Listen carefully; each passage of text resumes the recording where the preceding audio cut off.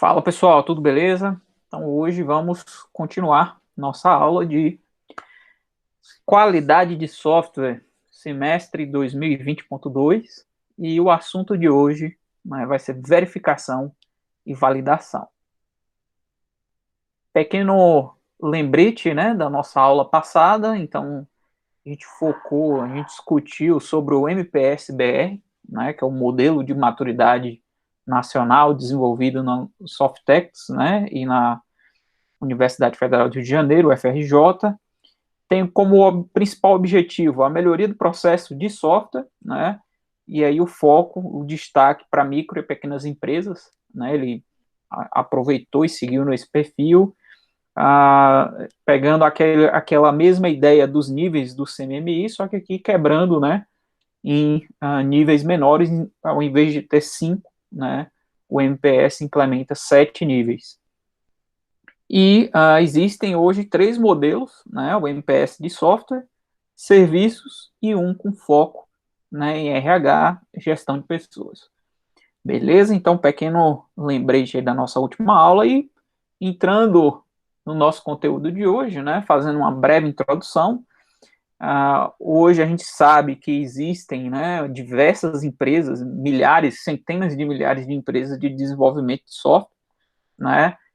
Devido à questão da pandemia, hoje essas oportunidades de emprego dessas empresas se tornaram oportunidades para trabalho remoto, né, através do home office. Então, teve uma reportagem hoje que no Brasil tem mais de 500 mil vagas aí disponíveis só na área de tecnologia, desenvolvimento de sistema, internet das coisas, né? A nossa área computacional aí. Então, grandes oportunidades para os profissionais. E aí, à medida que você tem uma concorrência muito grande, né, as organizações elas precisam encontrar um diferencial, né? Ela precisa ter algo que as concorrentes, né, não conseguem ali. Você precisa ter um diferencial. Muitas vezes não basta ter só um custo reduzido, né, de cobrança ali para a produção, mas as empresas focam principalmente na questão da qualidade, né, do software desenvolvido. Como discutimos nos processos, né, nas aulas anteriores, os modelos de maturidade, eles focam justamente essa questão de você conseguir definir prazos, estimativas, conseguir entregar o seu software dentro do prazo, com qualidade, né, sem ter ali problemas, né, ó, sem ter surpresas, né, ao longo do processo de desenvolvimento. Então, em busca de um diferencial, essas empresas elas passaram a desenvolver um conjunto de atividades técnicas, padrões, normas, metodologias, né, para conseguir se destacar, né? E aí um destaque da nossa aula de hoje, né, com o objetivo de entregar esse software com uma quantidade menor de falhas, um software que seja mais confiável, né? Um software que seja eficiente, um produto que além de resolver o problema, ele funcione muito bem, né? Então a verificação e a validação, que aqui a gente utiliza essa siglazinha aí, V&V, né? Então, a verificação e validação acaba tendo um destaque nesse mercado, nesse cenário, né, nesse mercado, nessa indústria, né, de desenvolvimento. E aí, na aula de hoje, a gente vai falar um pouquinho sobre as técnicas de implementação, as técnicas, né, de verificação, de validação e verificação, que a gente vai discutir em breve. Então, na validação, é muito comum, tanto na validação quanto na verificação, fazer esse conjunto de perguntas aí, tá? Então, para validação, estamos construindo o produto certo? Né? O software ele faz o que o usuário requisitou, e a verificação, ela verifica se estamos construindo o produto corretamente, né? Se tem bug, se tem problema, se... Então, aqui o software está de acordo com a especificação. Então, quando você tem a combinação desses dois fatores, né, a gente tem um produto no final ali na ponta com qualidade. Então, falando sobre a verificação, então o objetivo é verificar se o software ele atende os requisitos funcionais e não funcionais, né? Então, os requisitos não funcionais também são conhecidos como os atributos de qualidade, né? Então, a verificação, ela inclui, né, a realização de testes para encontrar erros. Então, aqui é uma prática muito comum, e aí a gente vai discutir mais sobre esse tópico, né? Discutimos na disciplina de engenharia de software, e a gente vai também discutir e aprofundar bem mais nesse contexto na nossa disciplina de qualidade. Então, a verificação tem esse foco, né? O objetivo é tentar encontrar erros, problemas, né, bugs, visa garantir que os produtos de uma dada fase, de uma determinada fase, ela implementa sua totalidade as entradas para aquela, né, fase. Já a validação, ela verifica aí, ela valida a inexistência de erros, né? Essa inexistência de erros não mostra a adequação operacional do sistema, tá? Então, aqui deve ser feita a validação com o cliente. Então, esse feedback, o que foi mapeado no início do projeto, o que foi levantado junto com o cliente, você valida, né, com o cliente, e aí a gente tem alguns testes específicos justamente nesse contexto aqui, né, que são os testes de validação com o usuário. Então, a validação procura assegurar que o sistema ele vai atender às expectativas e necessidades do cliente. Beleza? Então, existe um processo, né, de verificação e validação. Então, existe um passo a passo, um fluxo, né? Então, ele deve ser aplicado a cada estágio do desenvolvimento, tá, de software. Vale tanto para a verificação quanto a validação. Então, existe uma combinação, né, dessas duas áreas. E tem dois objetivos principais aqui que a gente precisa elencar. O primeiro deles, né, e o mais relevante, é descobrir problemas em um sistema. Então, os problemas estão bem em destaque ali em vermelho, né? Esse é um dos principais objetivos. E o segundo é avaliar se o sistema ele é útil e usável, né? Ou se ele é ou não usável em uma situação operacional. Então, muitas vezes, no ambiente de desenvolvimento, o sistema funciona muito bem. Mas quando ele vai para um ambiente, né, de produção, para o ambiente do cliente, pode ser que ele não tenha um desempenho muito bom, né? Então, por isso que existem um conjunto de técnicas que vocês podem aplicar, né, para verificar, tanto identificar problemas quanto verificar aí a usabilidade ou a utilidade de um sistema. Então, os objetivos principais, né, da verificação e validação, eles devem estabelecer a confiança de que o software é adequado ao seu propósito, né? Ele vai resolver o problema e ele vai funcionar, né? Ele vai funcionar e, teoricamente, tem que funcionar bem. E isto não significa, ou não está bem em destaque aí, né, ressaltado, que esse sistema ele não possui defeitos, que ele está completamente livre de defeitos, né? Então, pode ser que problemas aconteçam, né? Não é praticamente impossível identificar todos os problemas possíveis e imagináveis, né? E se a gente tem uma certeza que quando o usuário pegar aquele sistema, ele vai percorrer caminhos que a equipe de desenvolvimento, que a equipe da produção, os testers, né, os testadores, ele vai percorrer caminhos que ninguém antes explorou aquele sistema, né? Então, ao explorar essas determinadas áreas e fluxos que antes, né, não estavam ali no roteiro, problemas podem acontecer, né? E os usuários, com certeza, eles podem identificar problemas. A gente vai também discutir, provavelmente na próxima aula, sobre o nível de criticidade, né, de defeitos. Então, se você tem um defeito crítico, aquele defeito que corrompe, né, os dados ou quebra o funcionamento do sistema, esse tipo de defeito ele não pode, né, você não pode liberar o sistema para o usuário com esse tipo de problema, né, com esse tipo de defeito. Mas existem defeitos que são raramente perceptíveis, assim, é muito difícil você identificar, né? Então, quando você tem o nível de criticidade baixo, né, reduzido, é um problema que acontece, mas não impacta no funcionamento, né? Então, esse tipo de problema, né, ele não afeta aí, não afeta o sistema e muitas vezes, né, a depender do processo, talvez nem vale a pena, né, corrigir e eliminar aquele tipo de problema. Então, ao invés disso, deve ser bom o suficiente para, né, o seu uso pretendido.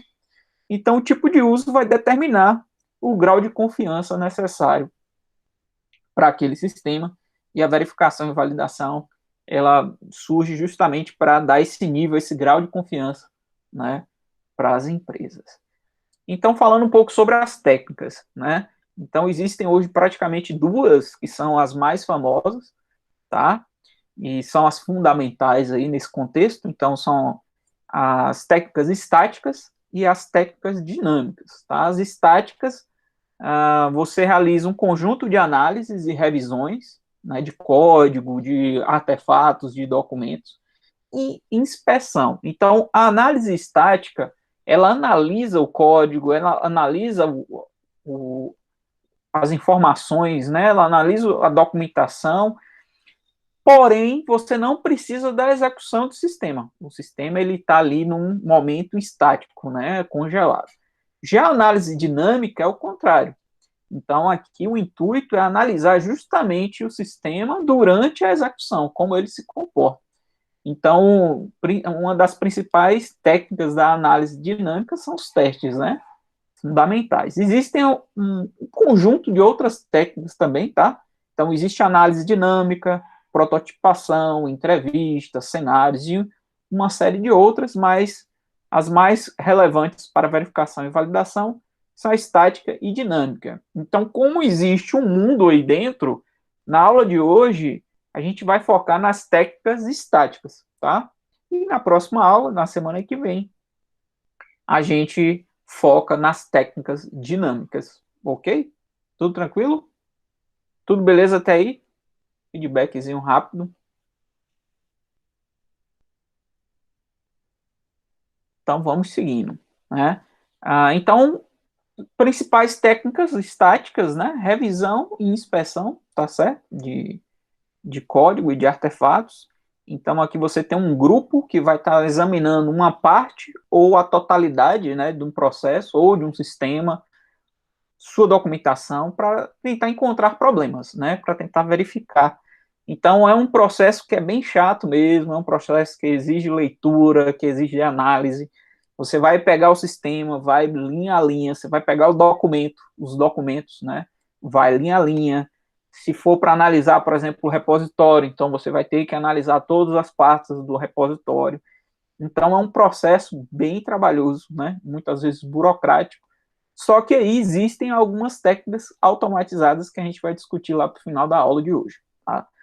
Então, software ou documentos, eles podem ser assinados em uma revisão, o que significa que o avanço para a fase seguinte, né, de desenvolvimento foi aprovado pela gerência. Então, cada etapa do projeto, ele só avança depois que ele tiver esse processo de revisão e tiver esse processo de aval, né, do gestor do projeto. Então, você tem um acompanhamento, né, e aí a equipe de desenvolvimento só avança para as próximas fases e próximas funcionalidades depois do aval, né, do gerente de projeto. Existem diferentes tipos de revisão, tá? E com objetivos diferentes.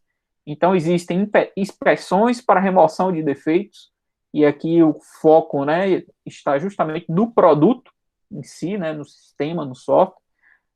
Comentários para avaliação de progresso. Então, esse cara aqui já foca tanto o produto, mas pode também focar no processo, nas atividades do processo, aquelas atividades que a gente discutiu na aula anterior.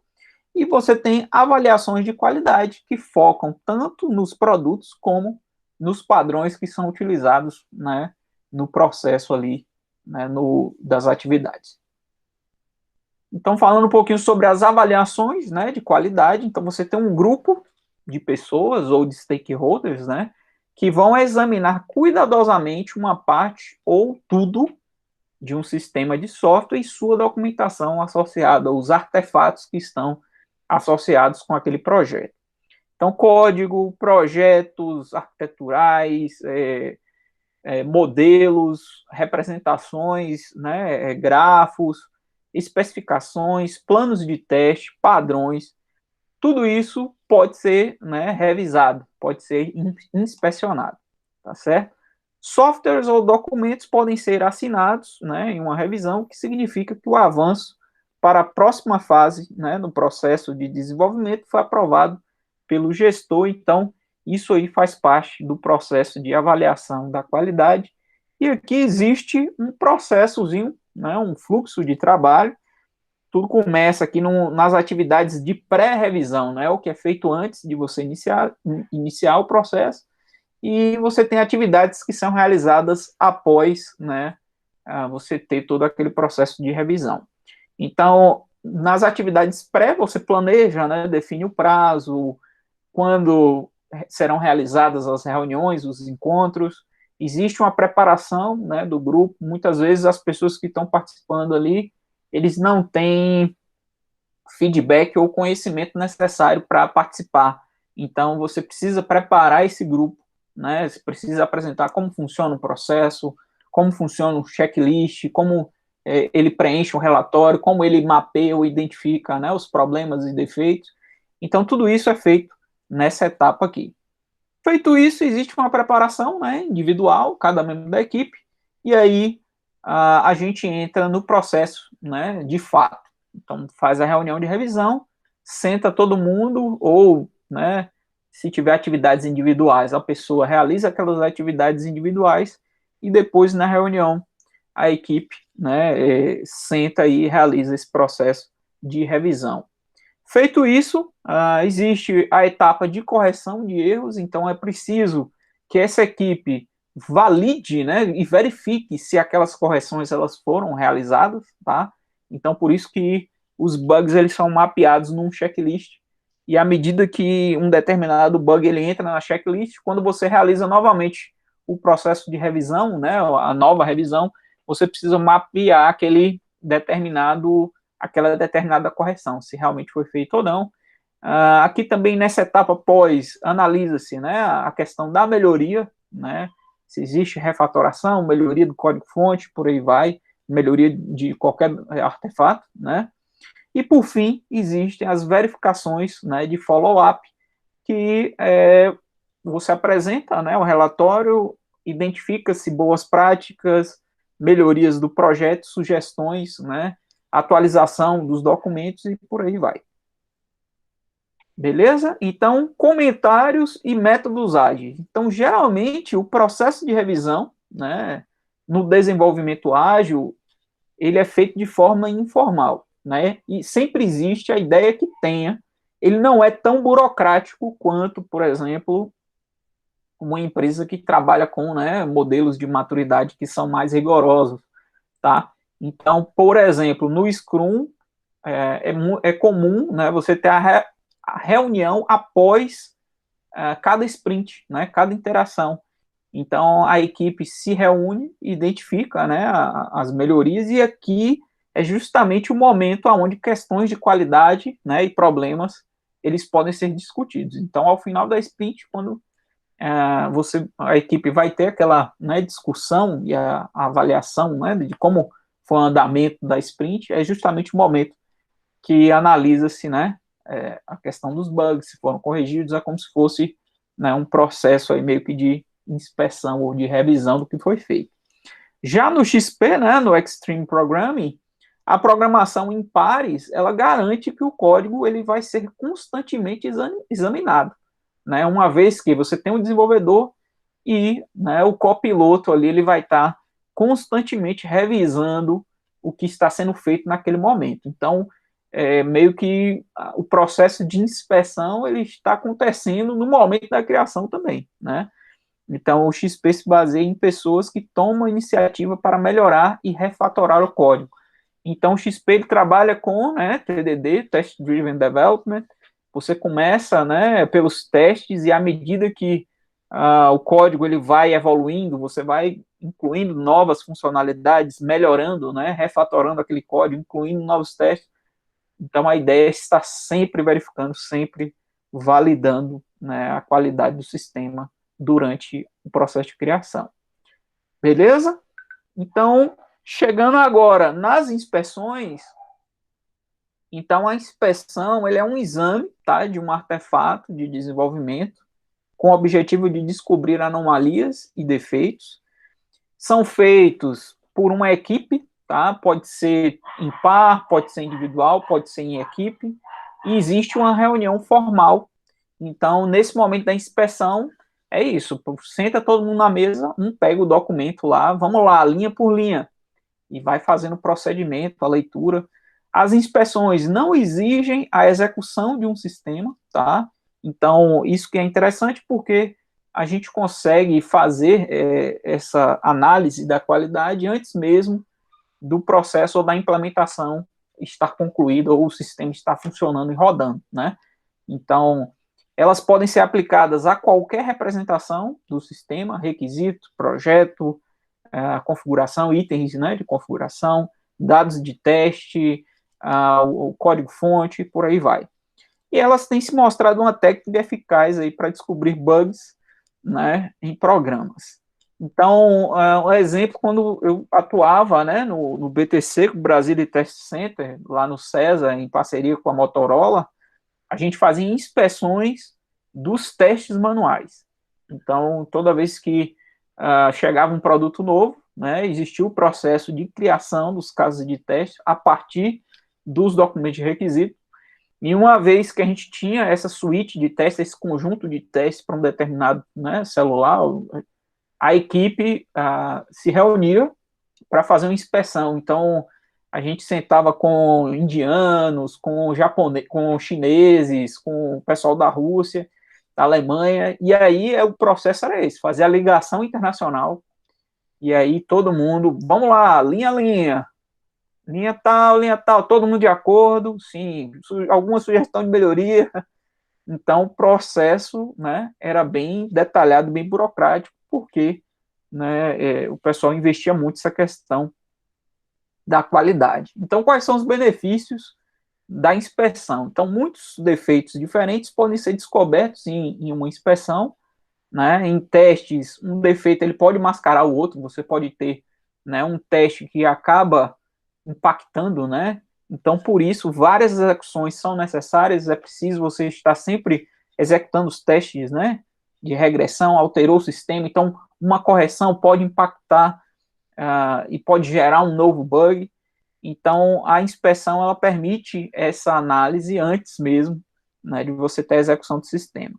Conhecimento sobre o domínio e sobre programação aumentam a eficácia, então a ideia é que as pessoas que estão envolvidas no processo de inspeção, que eles tenham conhecimento daquele domínio ali, né, e lógico, o domínio tecnológico para poder entender e atuar, né, e ser efetivos nesse processo de inspeção. Revisores têm alta probabilidade de já ter visto os tipos de erro que normalmente surgem. Então, isso que é interessante, porque à medida que você vai criando conhecimento e desenvolvendo maturidade, né, nesse contexto, você já consegue mapear e identificar claramente, né, possíveis defeitos. Então, existe também um processo, tá, de inspeção, começa também lá com planejamento, e a gente tem uma visão geral, né, a equipe discute a visão geral do que vai ser feito, né, naquele momento ali, do que se trata. Existe também uma preparação individual, e aí, de fato, a equipe se reúne para fazer o processo, né, de inspeção. Então, feito isso, pode existir um conjunto de retrabalhos, né, e sugestões de melhoria, e ao finalizar o processo, você tem um acompanhamento. A ideia é que os defeitos, né, os problemas que forem identificados, isso seja mapeado e seja elencado num checklist para acompanhamento de futuras inspeções.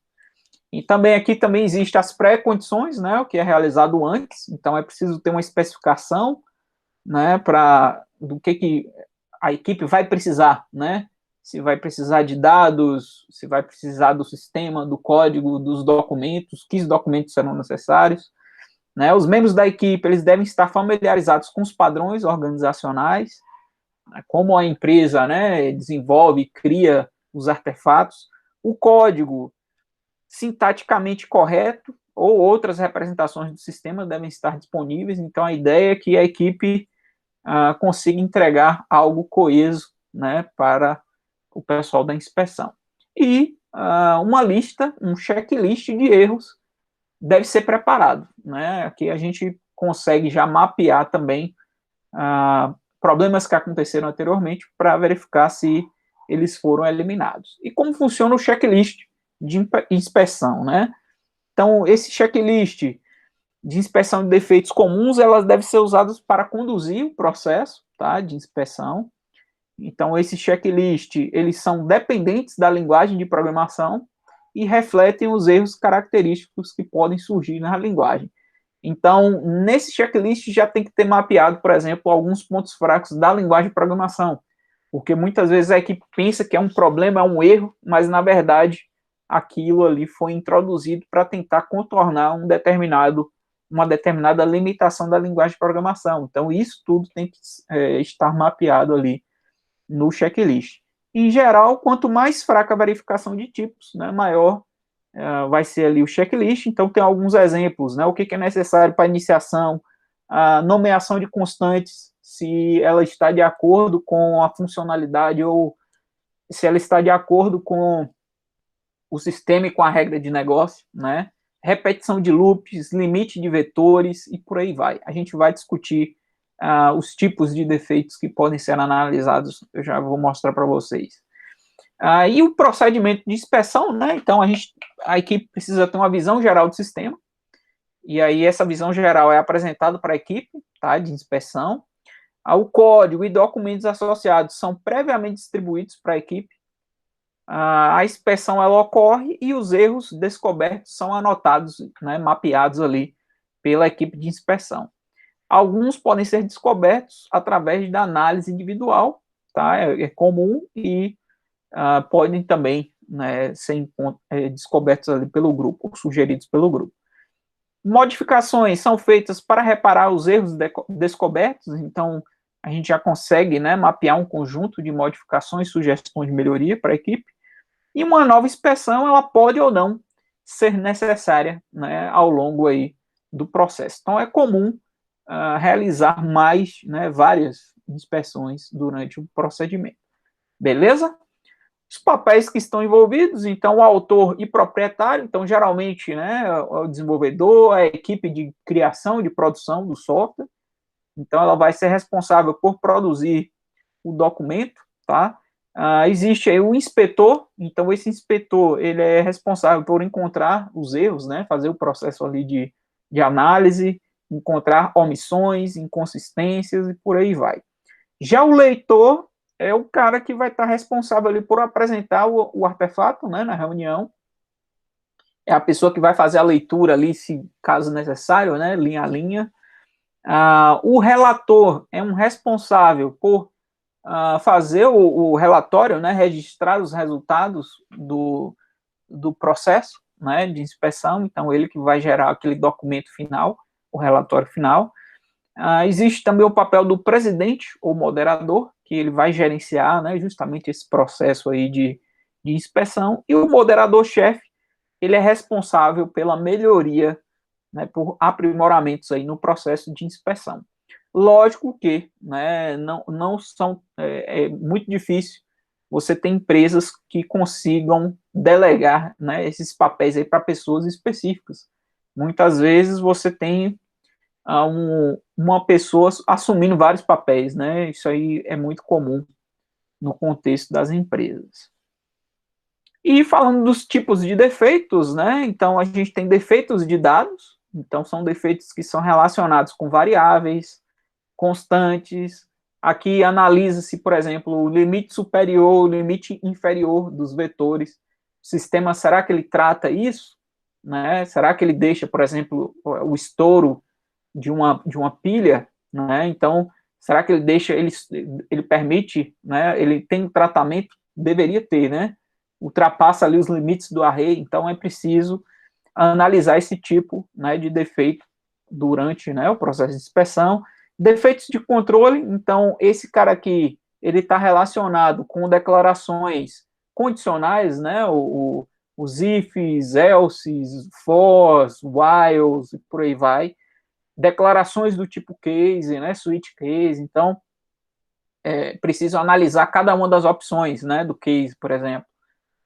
Será que existe uma definição padrão, caso o usuário entre com um valor, né, que não esteja mapeado nas opções ali do case? Então, tudo isso, né, é mapeado através de defeitos de controle.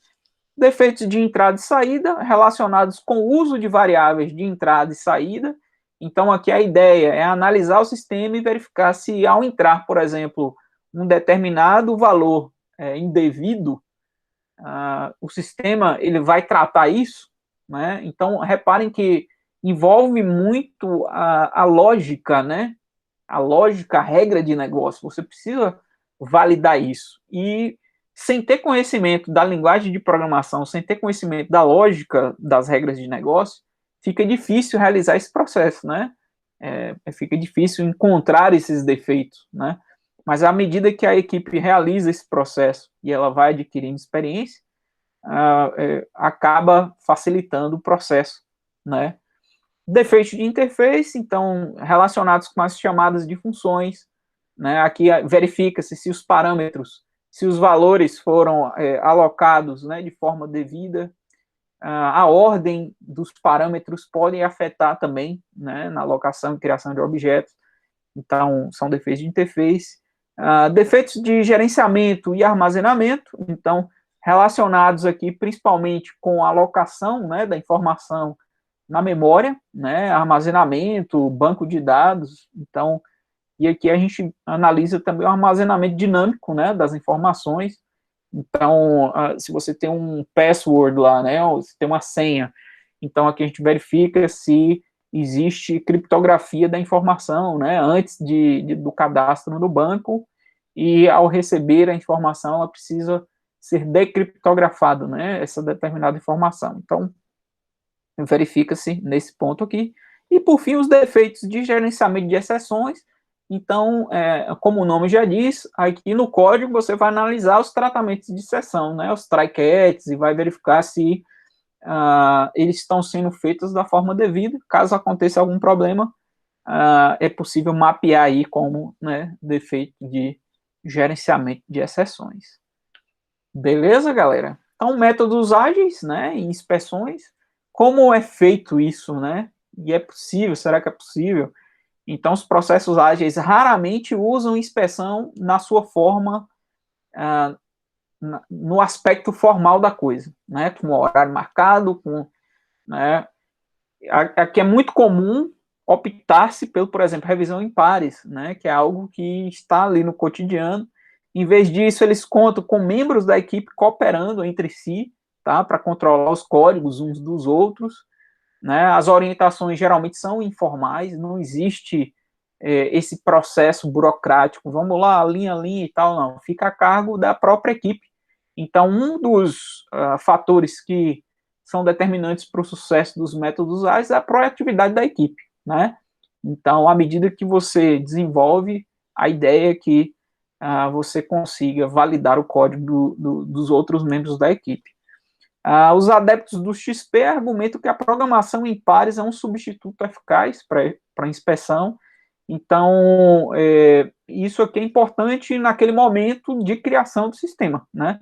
Mas uma vez que passou isso, a equipe não volta, né, mais para analisar, né, se está tudo ok. Ele faz todo o esforço no momento ali da criação, né? Então, pode ser considerado como um processo de inspeção contínua, né? Porque todo momento de criação é feito essa inspeção aí. Duas pessoas olham para cada linha de código e verificam essa antes que ela seja aceita. Então, essa é a premissa do XP.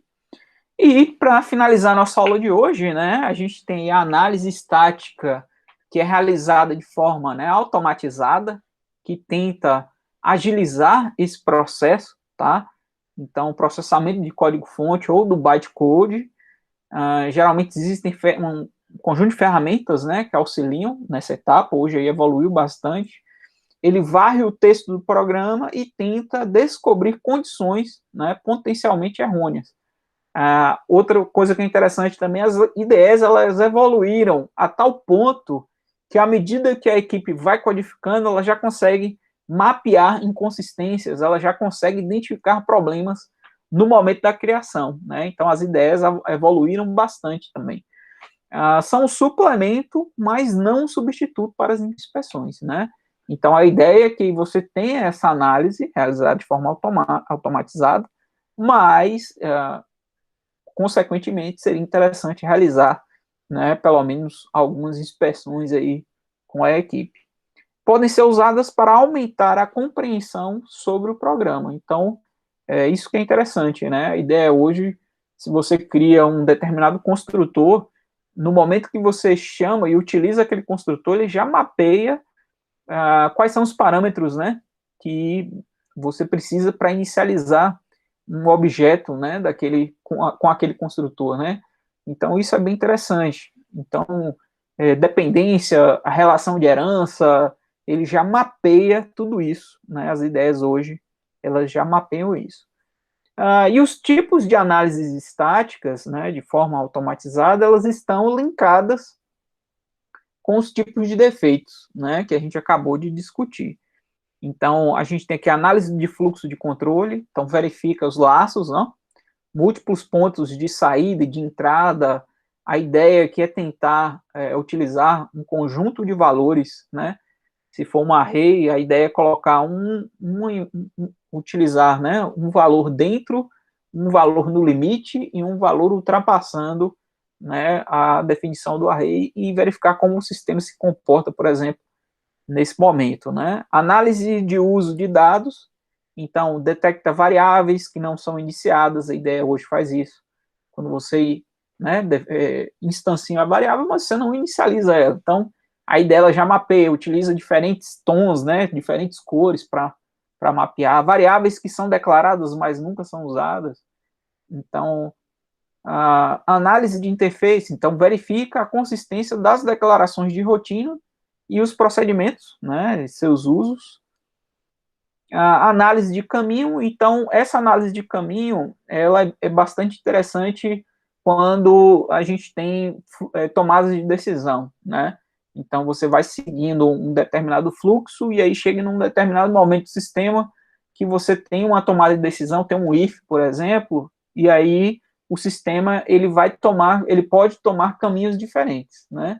Se um determinado valor for atendido, realize um conjunto, né, de operações. Caso não, porém, aqui na inspeção, a gente precisa seguir todos os caminhos possíveis, né, do sistema. Então, a gente precisa validar quando o sistema ele atende aquela condição e quando ele não atende, né? Então, a gente precisa verificar todos os caminhos possíveis, né? Existem aí muitos outros tipos de análise, tá certo, pessoal? Porém, né, algumas existem também limitações, né? Então, por exemplo, escalabilidade. Se você pega um sistema como um Linux, por exemplo, que é gigantesco, então para você conseguir fazer a cobertura, conseguir verificar todas as opções possíveis e inimagináveis, né, é praticamente impossível, né? Então essa é uma das limitações. Completude, a precisão, excesso de informações. Então quanto mais complexo o sistema ele vai se tornando, né, mais difícil acaba sendo aí para a equipe conseguir 100% de cobertura, de análise, né, daquele sistema utilizando aí a análise estática. Então, os benefícios, né? Quais são os benefícios? Então, a grande vantagem de analisar e utilizar ferramentas, né, para automatizar o processo é porque ele reduz o tempo da análise, né? Então, leva muito tempo aí para o desenvolvedor realizar revisão de código manual, inspeção, né? Então, o esforço é muito grande. Você mobilizar uma equipe para fazer essa análise.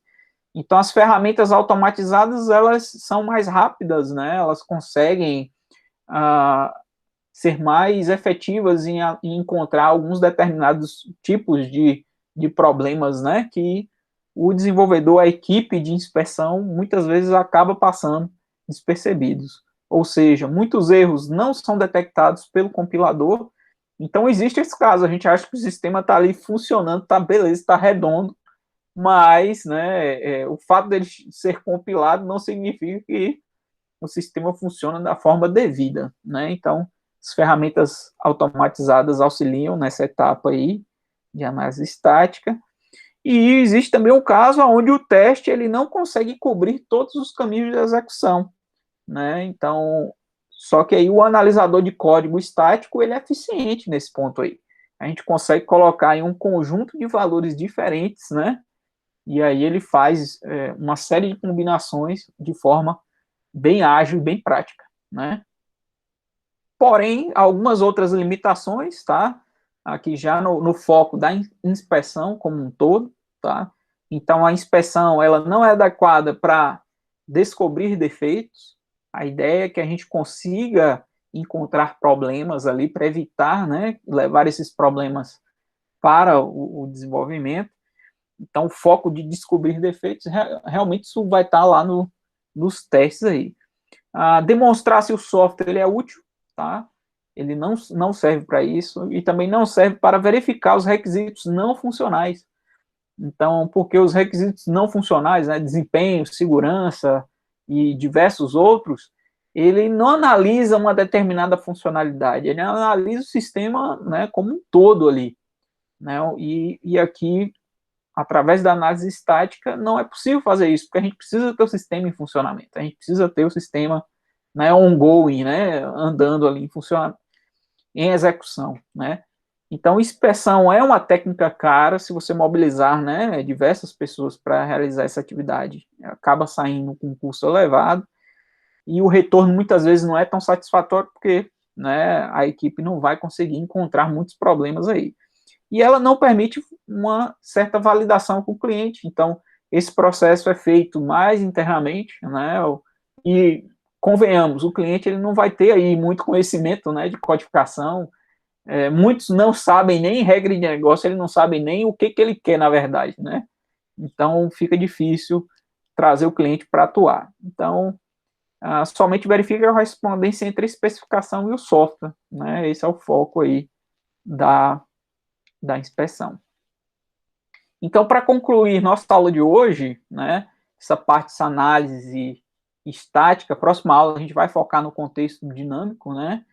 Então, a verificação e validação assegura que o software ele seja adequado e atende às necessidades do cliente.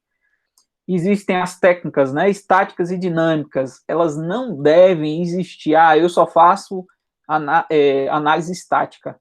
Eu só faço testes. Não. É preciso ter uma combinação, um conjunto dessas duas técnicas, né? Elas são complementares. O que uma não consegue identificar e adentrar, a outra consegue. Então, aqui é importante ter esse equilíbrio e atuar em ambos os frontos. Contribuir para a redução de custos e aumento da qualidade e confiabilidade, né? Não só no processo, mas no produto também. E o principal de todos, né? Reduzir o time to market e permitir que aquela competitividade, né? Que a gente discutiu no início da aula, que a empresa consiga atuar de forma mais competitiva no mercado. Beleza, galera? Então, finalizo aqui. Dúvidas? Podem dizer aí, fiquem à vontade.